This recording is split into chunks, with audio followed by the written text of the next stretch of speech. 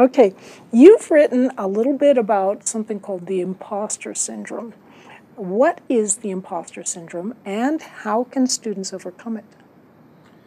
Okay, the imposter syndrome is like a tape that plays inside people's heads, not just students, a lot of people. And the tape, let's do it in a student context though. The tape is like this. So the student is sitting in class looking around and thinking, boy, these people are really good. They get this stuff. They can answer the teacher's questions. They can do the homework. They can do fine on the test. But the tape inside the head continues, I'm really not. Right? I managed to fool them all over the years, the tape goes. My friends, my family, my teachers, into thinking that I'm this real hotshot who belongs at this first-class university, taking engineering, taking science, taking economics, whatever I'm taking. But I know better. And the tape continues, the very next tough question I get in class, the very next hard test that I have to take, that's what's going to finally, once and for all, reveal me as the fraud, the phony, the imposter that I know I am. And then, what happens then is usually too horrifying to contemplate, and so at that point, the imposter usually stops the tape, rewinds it, and gets it going again. And the interesting thing about that phenomenon is how utterly common it is. But every student playing that tape imagines that he or she is the only one who's doing it. And the idea that a lot of people are doing it, and that hot shot in the front row with the 4.0 average, the tape is playing louder than it is in anyone else's head, comes as a surprise to them. And the reason that I'm so sure about how common this phenomenon is that I've given this talk many times to students. So I'm at an auditorium full of students that I'm giving this talk to.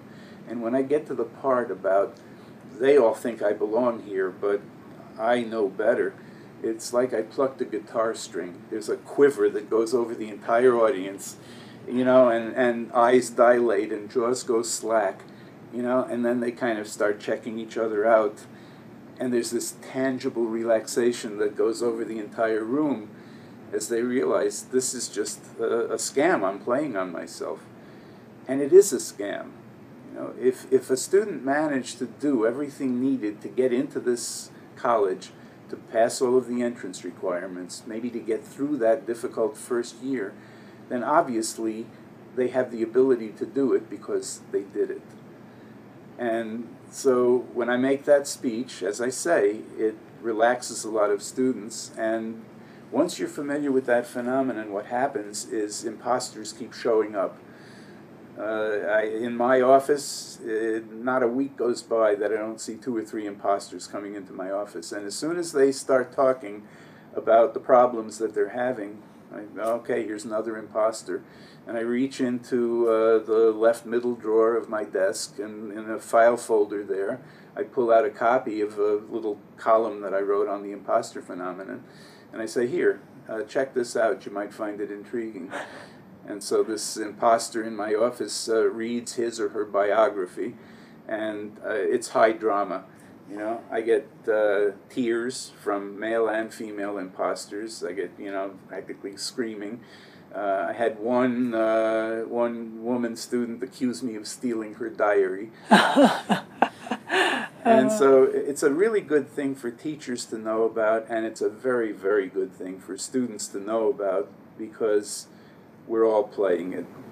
It may surprise you to know that a lot of us have that imposter feeling often, and that's something that each of us has struggled with in our whole adult lives, as well as when we were students. And the power, I think, is in naming it. It's the imposter. And once you realize that that's what you're doing, then it diffuses a lot of the power. And you can just remind yourself, okay, I know how to do this. I can. This may be something new, but I've met challenges before. I'll meet this one. I can do it. And go ahead and push on.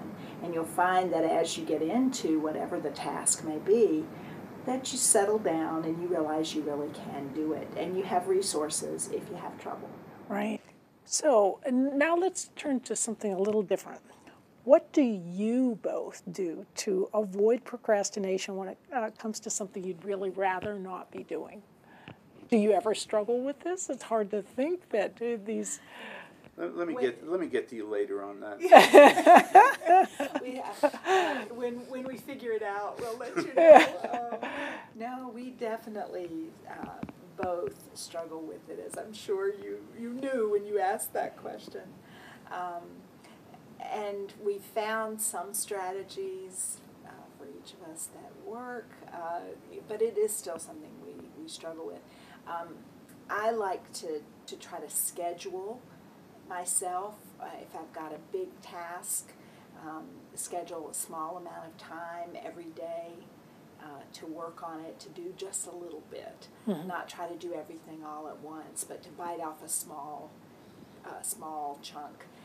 I've also found it to be really helpful where I keep a to-do list on my phone, and if I break the task down into smaller pieces, what's the very next thing that I need to do that's manageable, then that makes it less overwhelming, and I'm able to get going on it. And once you get started, it's easier to keep going. Oh, absolutely. This is one area where Rebecca and I are exactly on the same page. So I use the same strategies. And there were 2 points in the strategy that she mentioned, which I'll just reiterate. One is breaking it up into small pieces. You know, if I think I've got to write the book, or I've got to write the dissertation, or I've got to write the 25-page proposal, it's Mount Everest. And it's very hard to get myself to take that first step. But if I say, I've got to write the first 2 pages of the introduction to this thing, that I can do. That's not that formidable. And so if I just break it up into small pieces and set easy targets for myself, then I can keep marching. And then the other suggestion that she made, which I would agree with, is make appointments with yourself. So if I work well in the morning, I'm a morning person, I think well, I'm clear-headed then 10 o'clock to 10:30 every morning on my calendar, I make an appointment with myself. I'm going to work on that proposal for that half hour. Then I'll stop and I'll go back to the rest of my life. Next day, 10 o'clock, assuming I don't have other obligations at 10 o'clock, I'll do another half hour on it.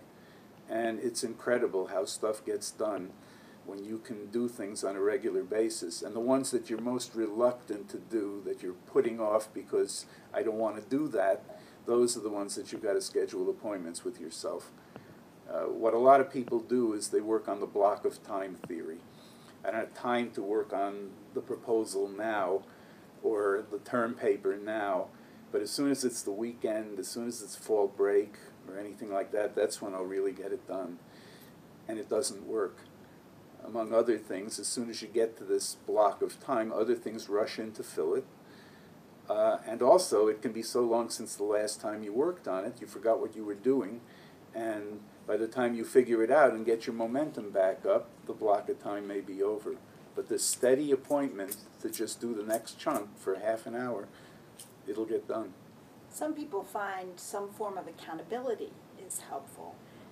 A chart where they're checking off the steps, or a friend who will check in with them regularly. How's it going on that project? Are you making progress? But those kinds of things can be good strategies too. Absolutely. Well, I'm a big believer in the half-hour chunk. That time frame seems to work really well for me for something that I'm having difficulty completing. And I would like to thank you ever so much for your incredible responses that I think people will find enormously helpful. So Great pleasure.